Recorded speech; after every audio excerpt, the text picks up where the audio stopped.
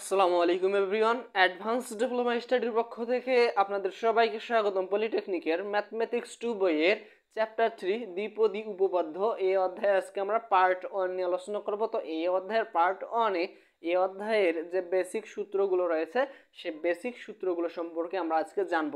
তো আমরা প্রথমে অধ্যায়টা শুরু করার আগে একটা অধ্যায়টার নাম জানি, সেটি হচ্ছে যে দ্বিপদী উপপাদ্য, অর্থাৎ এখানে আমাদের দুটা পদ নিয়ে আলোচনা করা হবে। তো যার কারণেই এই অধ্যায়ের নাম দ্বিপদী উপপাদ্য। তো আমরা যদি দ্বিপদী বুঝি তাহলে আমাদের এমন হচ্ছে যে এ প্লাস বি, এখানে আমাদের কয়টা পদ? দুইটা পদ। আবার যদি আমাদের এমন হয় যে এক্স প্লাস ওয়াই, এটা এখানেও আমাদের কি হচ্ছে? দুইটা পদ। আবার যদি আমাদের এখানে এ প্লাস এক্স, এটাও কি হচ্ছে? আমাদের দ্বিপদী, অর্থাৎ দুইটা পদ এখানে রয়েছে। আবার যদি আমরা এমন হয় যে এ প্লাস ওয়াই, এটাও আমাদের কি? দ্বিপদী, অর্থাৎ আমাদের এখানে দুইটা পদ রয়েছে। তো আমরা এখন যদি একটা কাজ করি, সেটি হচ্ছে যে আমাদের যে এ প্লাস বি এটা রয়েছে, তো আমরা এখানে যদি কোনো পাওয়ার দেই, যেমন এখানে আমরা যদি এ স্কোয়ার করে দেই, তাহলে আমরা এ প্লাস বি অল স্কোয়ারের আমরা একটা সূত্র জানি, সেটি হচ্ছে যে এ square plus two a b plus b square, A square plus two a b plus b square. আমরা এটা অনেক আগ থেকেই জানি, অর্থাৎ ষষ্ঠ শ্রেণী থেকেই আমরা এই সূত্রটা পড়ে আসতেছি। তো আমরা কি আদৌ কখনো প্রমাণ করে দেখেছি যে a plus b whole square equal a square plus two a plus b square হয়? তো আমরা জাস্ট আজকে ওটা প্রমাণ করে দেখব যে আমাদের a plus b whole square equal a square plus two a b plus b square হয় কি না। তো আমরা এখন যার কারণে নিচেরগুলো মুছাই দিব। তো আমরা এখন জাস্ট ওটা আগে প্রমাণ করি, তারপরে আমরা পরবর্তীতে স্টেপ বাই স্টেপ এই অধ্যায়ের যে মূল সূত্রগুলো আছে সেদিকে আসবো। তো প্রথমে আমাদের কি রয়েছে? এ প্লাস বি অল স্কোয়ার, তার মানে এ প্লাস বি, এখানে এ প্লাস বি, অর্থাৎ আমাদের কয়টা রয়েছে? দুইটা রয়েছে, অর্থাৎ এ স্কোয়ার রয়েছে।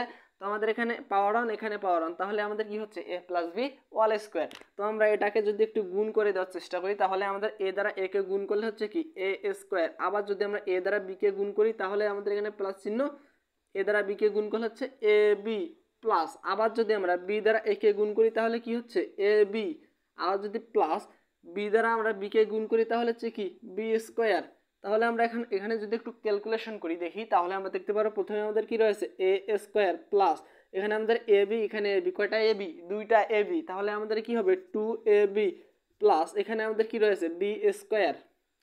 তো আমাদের যে সূত্রটি, কাঙ্ক্ষিত যে সূত্রটি, সেই সূত্রটি আমাদের মিলে গেছে। এরপর আমরা যে সেম ভাবে এ প্লাস বি অল কিউ করি, a plus b whole Q, তাহলে আমাদের সূত্রটা আমরা এখন এটা মিলাই দেখবো যে আমাদের এই সূত্র হয় কি না। আমরা যে সূত্রটা জানি, a plus b whole cube equal হচ্ছে কি? A cube plus three a square b plus three a b square plus B Q.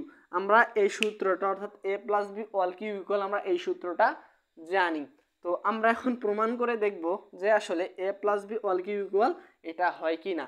তো আমরা আগে যেভাবে বের করেছি সেমভাবে মানটি বের করবো। প্রথমে আমরা কি করব? প্রথমে আমরা যেটি কাজ করে নেব, অর্থাৎ প্রথমে আমরা এ প্লাস বি ইন্টু আমরা করবো কি? এ প্লাস বি অল স্কোয়ার।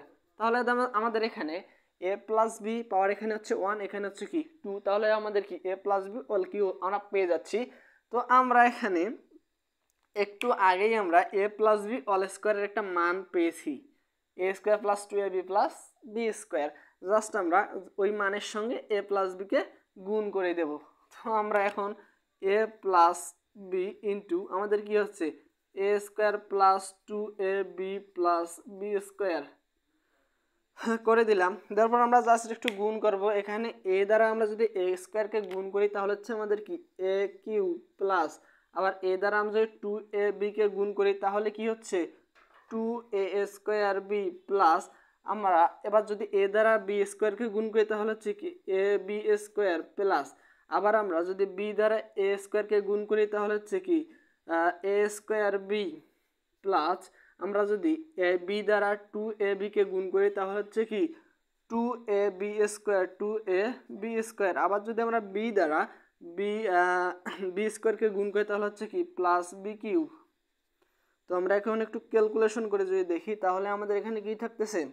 প্রথমে এ কিউ থাকতেছে, এ কিউ প্লাস, এখন আমরা এখানে একটা বিষয় দেখবো, সেটি হচ্ছে যে এখানে আমাদের টু এ স্কোয়ার বি, এখানে আমাদের এ স্কোয়ার বি, তাহলে আমাদের এখানে এ স্কোয়ার বি একটা এবং এখানে এ স্কোয়ার বি কয়টা আছে, দুইটা আছে। তাহলে আমরা এটাকে লিখতে পারি 3a স্কোয়ার বি প্লাস, এর পরবর্তীতে আমাদের কি রয়েছে এ বি স্কোয়ার, এখানে আমাদের এ বি স্কোয়ার আছে একটা, এখানে আমাদের এ বি স্কোয়ার আছে দুইটা, তাহলে আমাদের কি 3ab স্কোয়ার, তাহলে আমাদের কয়টা আছে এ বি স্কোয়ার আছে তিনটা। তো আমাদের এখানে কি হলো 3a স্কোয়ার বি, এটা আমাদের 3ab স্কোয়ার এটা গেল। এরপর আমাদের কি রয়েছে এখানে শেষে আমাদের সর্বশেষ বি কিউ রয়েছে প্লাস বি কিউ। তাহলে আমরা এখন দেখতে পাচ্ছি আমাদের সূত্রটা কি ছিল, a cube plus 3a square b plus 3a square b plus B cube. তা আমাদের এখানে সূত্র কি রয়েছে a cube plus 3a square b plus 3ab square plus B cube, অর্থাৎ আমরা যে সূত্রটি লিখি a plus b whole cube, এই সূত্রটা আমরা এখন দেখলাম যে আসলেই সূত্রটা আমাদের ঠিক রয়েছে। তো এখন আমরা এই বিষয়টি জানলাম, সূত্রটির যে বেশি বিষয়টি ছিল সেটি জানলাম। তো আমরা এখন এই অধ্যায়ের অর্থাৎ দ্বিপদী উপপাদ্যের যে মেন যে বিষয়টি রয়েছে সে বিষয়টি আসবো। তো আমরা এখানে পাওয়ার কি ইউজ করেছিলাম, আমরা পাওয়ার এখানে ইউজ করেছিলাম এ স্কোয়ার এবং কিউ। তো আমরা যদি এমন হয় আমাদের এ স্কোয়ারও নাই আমাদের কিউও নাই, আমরা এখানে যদি পাওয়ার এন ইউজ করি a plus B to the power n, অর্থাৎ আমরা এখানে পাওয়ারটাকে ইউজ করলাম এন, সেক্ষেত্রে আমরা কিভাবে এই মানটিকে বের করব। তো এই মানটিকে আমাদের এই অধ্যায়ের বিশেষ একটি সূত্রের মাধ্যমে আমরা বের করতে পারবো। তো আমরা এখন সেটি দেখব। এই অধ্যায়ের যে মূল সূত্রটি হচ্ছে সেটি হচ্ছে আমাদের এরকম যে এন সি জিরো, তারপর হচ্ছে এ টু দি পাওয়ার হচ্ছে আমাদের কি এ টু দি পাওয়ার হচ্ছে আমাদের এন এবং বি টু দি পাওয়ার হচ্ছে 0। তো আমাদের এখানে প্রথমে আমাদের এটা লিখতে হবে। তো আমাদের যে মানগুলোর এখন দরকার নেই এগুলো আমরা জাস্ট দেখলাম।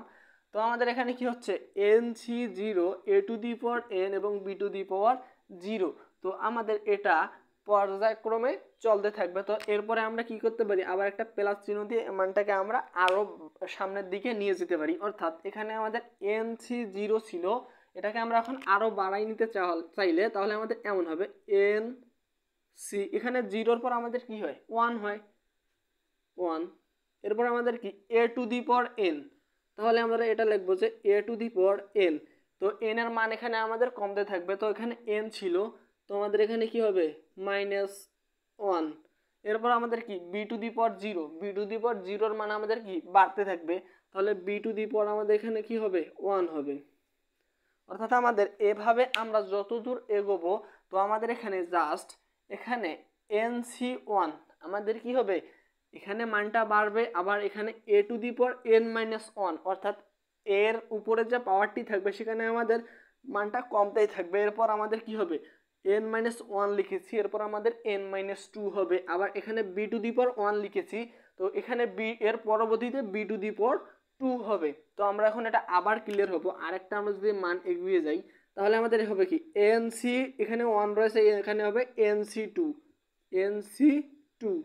এখানে আমাদের কি a টু দি পাওয়ার, এখানে কি আছে n-1, এটি হবে n-2, অর্থাৎ এখানে আমাদের মানটা কমতেই থাকবে। এরপর কি আমাদের রয়েছে b টু দি পাওয়ার 1 এখানে রয়েছে, তো এখানে আমাদের হবে কি b টু দি পাওয়ার 2।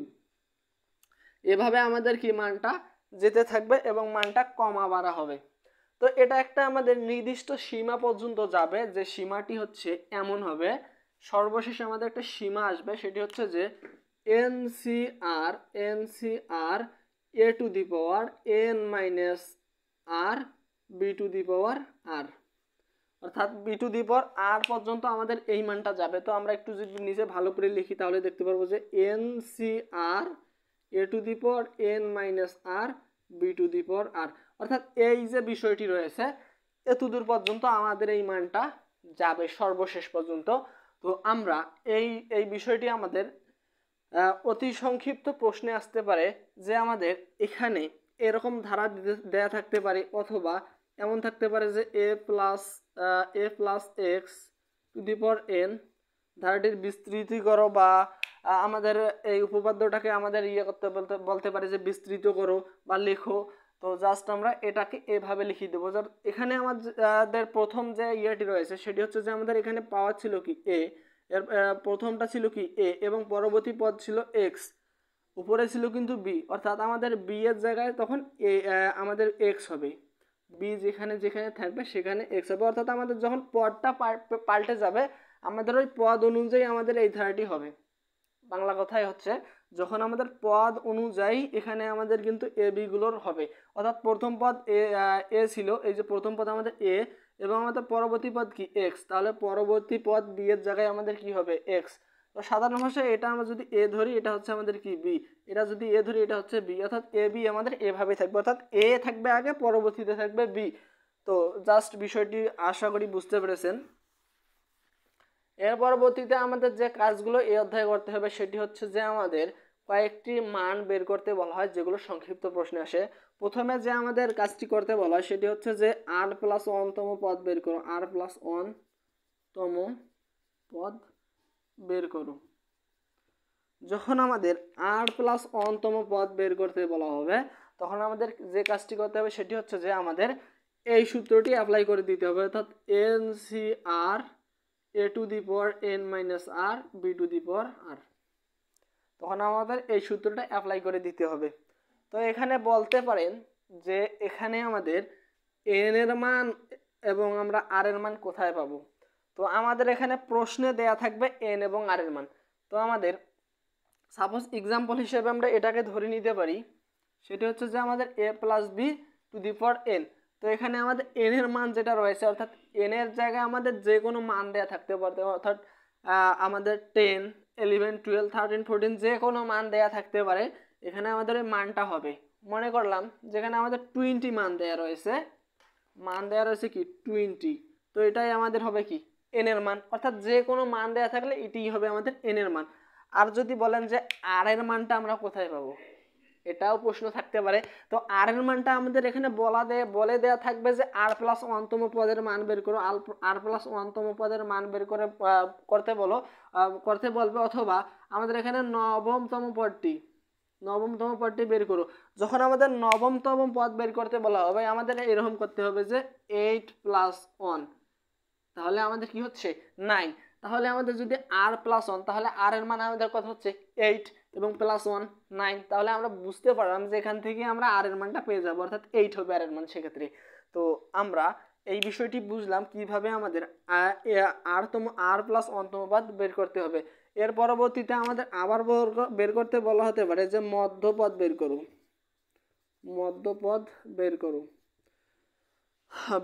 করো, যখন আমাদের মধ্যপদ বের করতে বলবে তখন আমাদের একটা বিষয় লক্ষ্য রাখতে হবে, সে বিষয়টি হচ্ছে যে এখানে আমাদের n এর যে মানটি দেয়া থাকবে সে মানটি জোড়া নাকি বেজোড়া, অর্থাৎ আমাদের এখানে কি মানটা রয়েছে জোড়া, যখন জোড়া হবে জোড়ার ক্ষেত্রে আমাদের কি হবে একটি সূত্র হবে, জোড়ের ক্ষেত্রে আমাদের একটি সূত্র হবে জোড়ের ক্ষেত্রে একটি সূত্র হবে, সেটা হচ্ছে n/2+1, এই সূত্রটি হবে।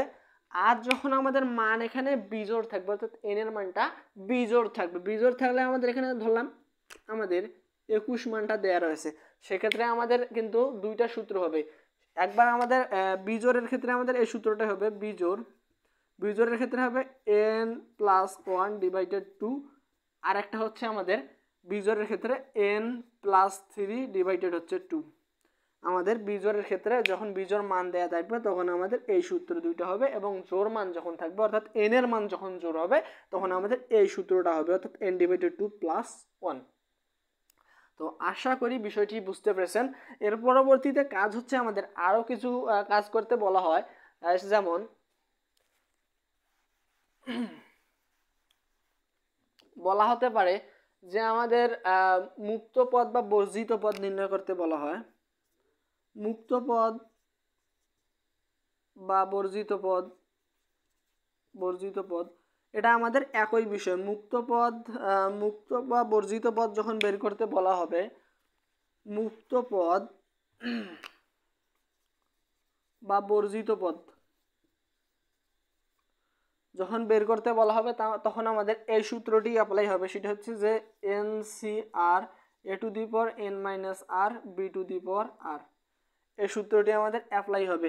এরপর যদি আমাদের বলা হয় যে সহগ বের করো, আমাদের এমনও বলা হয় যে সহগ বের করো, সহগ যখন আমাদের সহগ বের করতে বলা হবে তখনও আমাদের same n c r a to the power n minus one b to the power r এই সূত্রটি আমাদের অ্যাপ্লাই করতে হবে, যার কারণে আমাদের যে সূত্রগুলো আমরা দেখলাম, অর্থাৎ আমাদের এখানে প্রথমে আর প্লাস ওয়ানতম পদের সূত্র এবং মধ্যপদ বের করার যে সূত্র দেখলাম, এরপর আমাদের বর্জিত পদ বের করার সূত্র দেখলাম, এরপর আমরা সহগ বের করার সূত্রগুলো দেখলাম।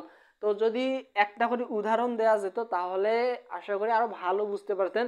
তো যাই হোক, যেহেতু অত যদি আমি একটা করে উদাহরণ দিই অনেক বড় একটা ভিডিও হয়ে যাবে, যার কারণে ওটা দেওয়া সম্ভব হচ্ছে না। তো আমরা পরবর্তী যে পার্টগুলো করাবো সেখানে উদাহরণ করে দেওয়ার চেষ্টা করব। তো পরবর্তী পার্ট দেখার আমন্ত্রণ জানিয়ে এখানেই শেষ করছি। আসসালামু আলাইকুম।